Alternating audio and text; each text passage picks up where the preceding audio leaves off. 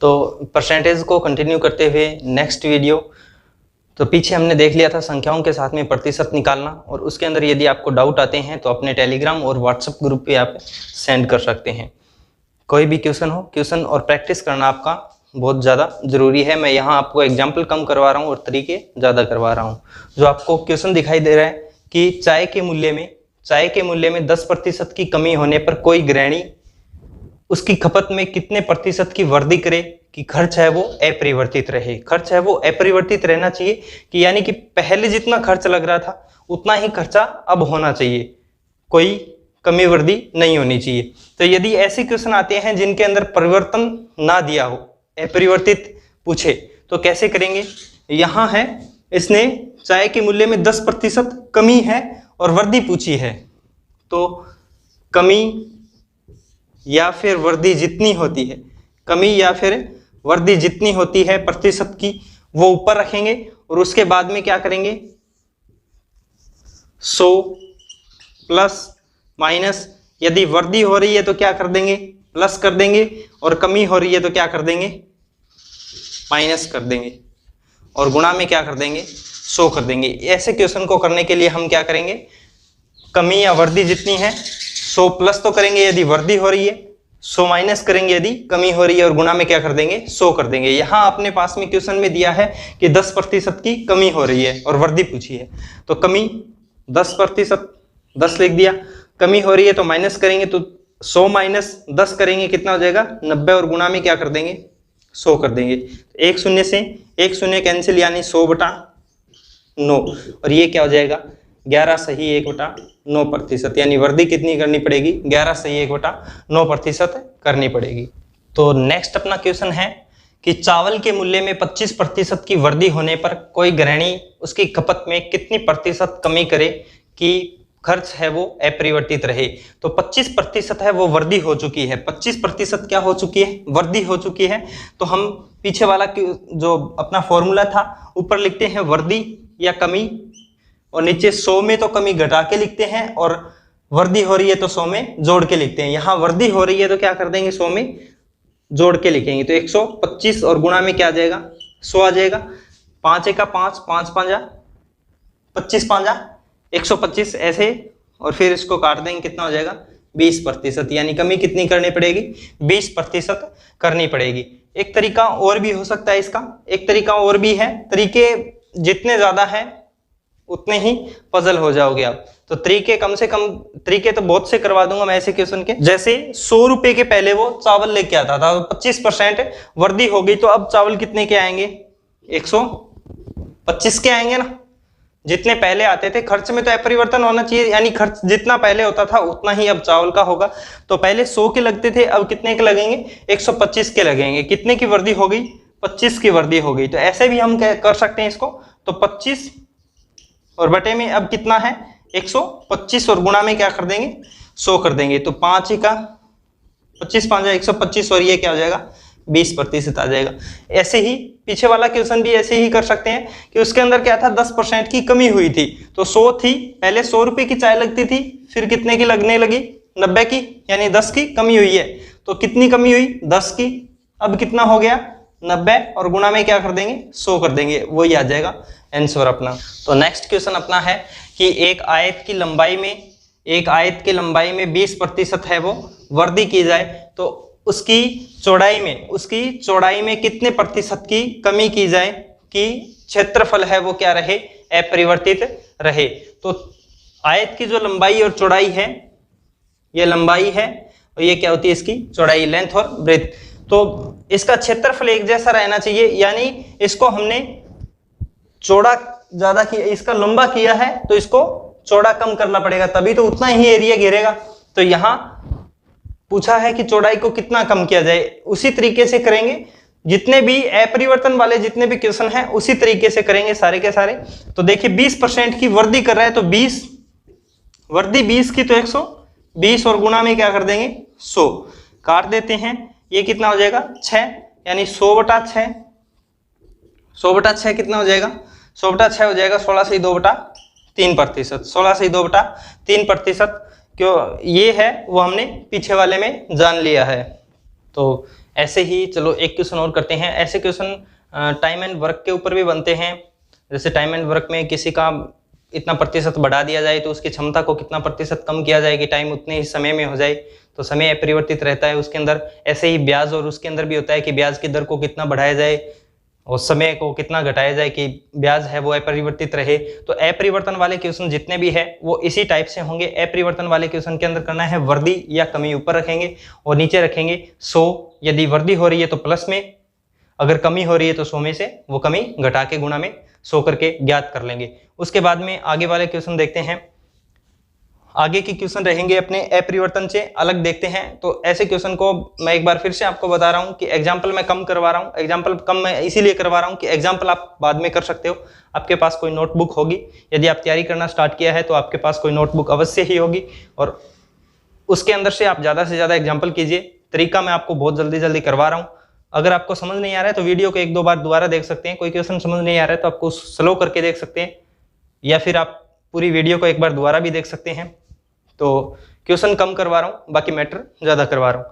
तो देखिए next type के क्वेश्चन क्या हो सकते हैं। नेक्स्ट टाइप का अपना क्वेश्चन है कि ए की आय बी की आय से, ए की आय बी की आय से 10% कम है, 10% कम है, तो बी की आय ए की आय से कितना प्रतिशत अधिक है। ठीक है, तो कम है तो वैसे ही करेंगे। 10 कितना कम है, 10 और बटा में कितना हो जाएगा 90 और गुणा में क्या हो जाएगा 100 और इसको काटेंगे तो क्या हो जाएगा 100/9 और बराबर कितना आ जाएगा 11 से 1/9% आंसर आ जाएगा अपना।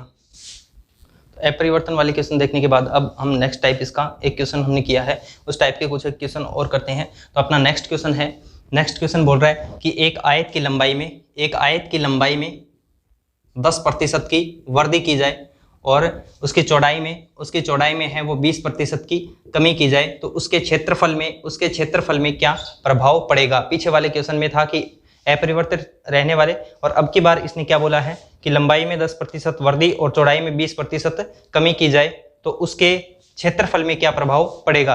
तो क्षेत्रफल एरिया का अपना जो सूत्र है वो क्या है, L/B है। तो ऐसे क्वेश्चन को करने के लिए हम क्या मान लेंगे, उसका एरिया मान लेते हैं हम। पहले कितना था 100 था, उसका एरिया पहले कितना था 100 था और उसके बाद में उसने लंबाई में 10% वृद्धि कर दी, तो जोड़ के लिखेंगे बटे में 100 के अंदर जोड़ के लिख देंगे ऊपर और गुणा में चौड़ाई, ये 100 मान लेते हैं, एरिया 100 था। फिर उसके बाद में लंबाई में वृद्धि की तो 110/100, फिर चौड़ाई में कमी कर रहा है 20% की तो 80/100। 80 क्यों कर दिया, क्योंकि कमी की है तो 100 में से माइनस कर दिया, यानी 80/100। इस कैलकुलेशन को काटें तो 2 शून्य से 2 शून्य और 2 शून्य से ये 2 शून्य कट गई, कितना आ गया अपना 88 आ गया, 11×8=88। अब दोस्तों देखिए हमने कितना मान के चले थे, हम मान के चले थे 100 और अपने को प्राप्त कितना हुआ, एरिया प्राप्त कितना हुआ 88 प्राप्त हुआ। तो यहाँ देखिए अपना कितना कम हो गया, 12% है वो क्या हो गया, कम हो गया। 12% है वो कितना कम हो गया, क्योंकि पहले 100 मान के चले थे, 88 रहा है, तो इसका मतलब कितना कम हो चुका है, 100 कम हो चुका है। तो ऐसे क्वेश्चन को इसी तरीके से करेंगे कि कितना कम या ज्यादा हो रहा है वो 100 में से माइनस प्लस करके लिखेंगे। देखते हैं नेक्स्ट क्वेश्चन क्या है कि कोई गृहिणी चीनी के मूल्य में 20% की वृद्धि होने पर, 20% की वृद्धि हो रही है किसमें, मूल्य में 20% की वृद्धि हो रही है मूल्य के अंदर, तो खपत में 10% की कमी कर देती है। मूल्य के अंदर 20% की वृद्धि हुई तो उसने क्या किया, थोड़ा कम यूज करना शुरू कर दिया, तो खपत में 10% की कमी कर देती है। तो बताइए कि खर्च में क्या परिवर्तन होगा, तो टोटल जो पहले खर्च लगता था उसमें क्या परिवर्तन होगा। अब हमें सीधी सी बात है कि खर्च के अंदर जो मूल्य है वो बढ़ा है और खपत है वो कम हुई है, तो जो खर्च है वो बढ़ेगा। तो देखते हैं, पहले खर्च मान लेते हैं हम कितना था 100 था, उसके बाद में मूल्य में वृद्धि हो गई तो कितना करेंगे 120, क्योंकि ऊपर वाले के अंदर जोड़ देंगे, वृद्धि हुई है तो जोड़ेंगे, बटा में 100, गुणा में कमी हुई है 10% की 90/100। ये 2 शून्य से 2 शून्य कैंसिल हो रही है, यहाँ 2 शून्य कट जाएंगे, 12×108। पहले कितने रुपए की चीनी लगती थी, खपत होती थी, खर्च होता था कितने रुपए, खर्च कितना था 100 था, और उसके बाद में फिर कितना हो गया 108 हो गया, तो कितने रुपए बढ़ गए 8, कितने के ऊपर 100 के ऊपर, तो कितने प्रतिशत की वृद्धि हो गई 8% खर्च है वो बढ़ गया। तो देखिए नेक्स्ट क्वेश्चन अपना क्या है कि एक आयत की लंबाई में 20% की वृद्धि और चौड़ाई के अंदर 10% की वृद्धि की जाए तो उसके क्षेत्रफल में क्या प्रभाव पड़ेगा। तो एक आयत की लंबाई बढ़ा रहे हैं और चौड़ाई भी बढ़ा रहे हैं तो उसका क्षेत्रफल भी बढ़ेगा। तो क्षेत्रफल कितना मान लेते हैं, 100 था, 20% की वृद्धि होगी तो कितना, 120/100, और फिर 10% की वृद्धि होगी तो कितना हो जाएगा, 110/100। 2 शून्य से ये 2 शून्य कैंसिल, 2 से ये 2 कैंसिल, यानी 11 × 12 कितना हो जाएगा, 132। पहले कितना था, 100, अब कितना हो गया, 132, यानी कितना प्रतिशत बढ़ गया, 32% है उसका क्षेत्रफल बढ़ गया। देखते हैं ऐसा ही नेक्स्ट क्वेश्चन है कि एक वर्त की त्रिज्या r है, उसको 20% बढ़ा दिया जाए तो उसके क्षेत्रफल में क्या प्रभाव पड़ेगा। तो ध्यान से देखना इस क्वेश्चन को, ऐसे क्वेश्चन काफी करवाऊंगा मैं और आपको भी करने हैं, ऐसे क्वेश्चन आने की संभावना रहती है। अब वर्त है तो वर्त का क्षेत्रफल की पूछिए, तो वर्त का क्षेत्रफल क्या होता है, वर्त का क्षेत्रफल एरिया होता है πr स्क्वायर। यहां त्रिज्या को कितना प्रतिशत बढ़ा रहा है, 20% बढ़ा रहा है, और वर्त का जो एरिया है उसके अंदर कितनी बार आ रही है त्रिज्या, 2 बार आ रही है। 2 बार कैसे कि r स्क्वायर है, इसका मतलब कितनी बार बढ़ रही है, वो 2 बार बढ़ रही है। कैसे, एरिया को ऐसे भी लिख सकते हैं, r × r, ठीक है। तो जैसे मान लो, जैसे आयत वाला क्वेश्चन किया था तो उसके अंदर एरिया = L × b था ना, यानी क्षेत्रफल बराबर क्या था, लंबाई गुणा चौड़ाई। तो लंबाई का जो बड़ा था उसको लिखा और फिर चौड़ाई को बड़ा था उसको लिखा। यहां देखिए वर्त की त्रिज्या 20% बढ़ी है, पर जो क्षेत्रफल है उसका क्षेत्रफल कितना प्रतिशत बढ़ेगा या घटेगा ये पूछा है, परिवर्तन पूछा है। तो एरिया = क्या है, r × r। पाई का तो यहां हमें कोई बढ़ना या घटना कुछ बोला ही नहीं है क्योंकि इसका एक निश्चित मान है, पर r है वो कितनी बार है, 2 बार आ रहा है, तो 2 बार बढ़ाएंगे चढ़ाएंगे, ठीक है। तो वर्त का क्षेत्रफल पहले मान लेते हैं 100 था, उसके बाद 120%, क्योंकि 20% वृद्धि हुई तो 120/100 हो जाएगा, फिर 120/100, 2 शून्य से 2 शून्य कैंसिल और ये भी दोनों कैंसिल हो जाएगी। 12 × 12 कितना हो गया, 144। पहले कितना था, 100 था, अब कितना हो गया, 144, यानी कितना प्रतिशत बढ़ गया है, 44% बढ़ गया है। अब देखिए ऐसे क्वेश्चन करने हैं, जैसे वर्त का एरिया बोला है, ऐसे ही बेलन का क्षेत्रफल भी बोल सकता है। तो बेलन का क्षेत्रफल का सूत्र हमें याद होना चाहिए, ना हो चाहे अपने जो एडवांस मैथ का है ये मेंसुरेशन ना हो तो भी ऐसे क्वेश्चन आ सकते हैं क्योंकि ये प्रतिशत का मैटर है। चलो इस टाइप का एक क्वेश्चन और देखते हैं।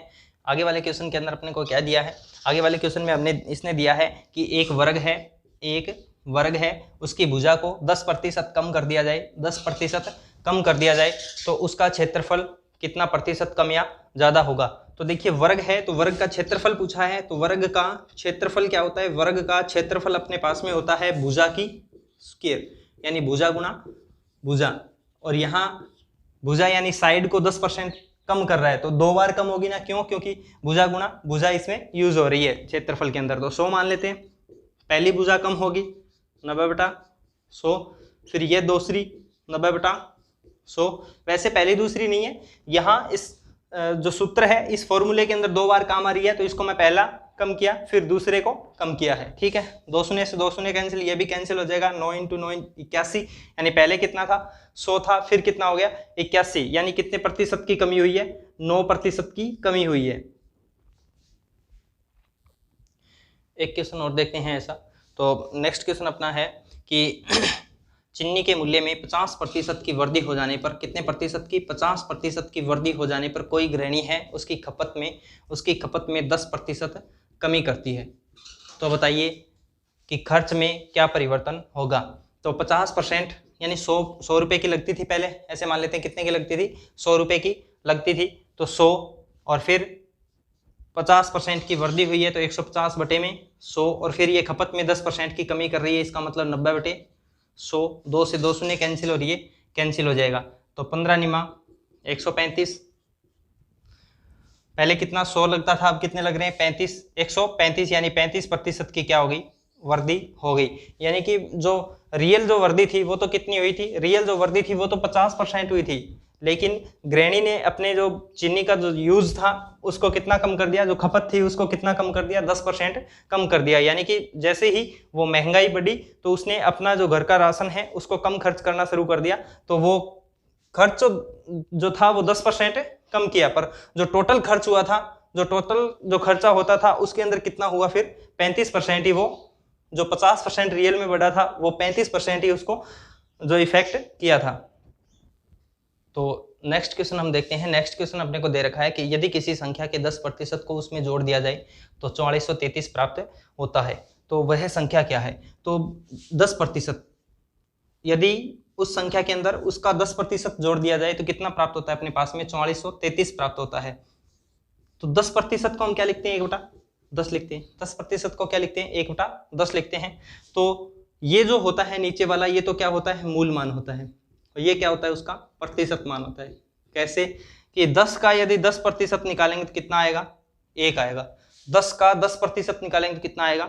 10 का 10% यदि हम निकालते हैं कितना आएगा? 1 आएगा। ठीक है, तो नीचे वाला हम क्या मान के चलेंगे? मूल मान के चलेंगे, और ऊपर वाला उसका प्रतिशत वैल्यू होती है। ठीक है, तो बेसिक तरीके से भी करेंगे और इस तरीके से भी करके दिखा देता हूं आपको पहले। तो देखो, उस संख्या को हम कितना मान लें? 10 मान लें, और उसके 10%, उसका 10% कितना होगा? 10 का 10% कितना होगा? 1 होगा। वो संख्या थी 10, उसका इसका 10% उसमें जोड़ दिया जाए तो 10 का 10% कितना? 1, तो कितना हो जाएगा? 11। यानी वह संख्या कितनी हो जाती है फिर? 4433 हो जाती है। वो किसके बराबर होगी? 11 के बराबर होगी। तो 11 बराबर किसके है? 4433 के बराबर है। 1 के बराबर कितना हो जाएगा? 11 का भाग देंगे तो 4 0 3 403 हो जाएगा। तो पूछा है वह संख्या क्या है? उस संख्या को हमने कितना माना है? 10 माना है। तो 10 के बराबर कितना हो जाएगा? 4030। तो वो संख्या क्या हो जाएगी? 4030 हो जाएगी। बेसिक से भी कर सकते हैं। बेसिक से देखिए क्या होगा। बेसिक से हम मान लेते हैं कि वो संख्या क्या थी? x थी। वो संख्या क्या थी? x थी, और उस संख्या के अंदर उसका 10% जोड़ दिया जाए तो x का 10% कितना हो जाएगा? x/10 हो जाएगा ना। तो वो संख्या x थी और उसके अंदर 10% जोड़ दिया तो वो संख्या कितनी प्राप्त होती है फिर? वो प्राप्त होती है 4433 प्राप्त होती है।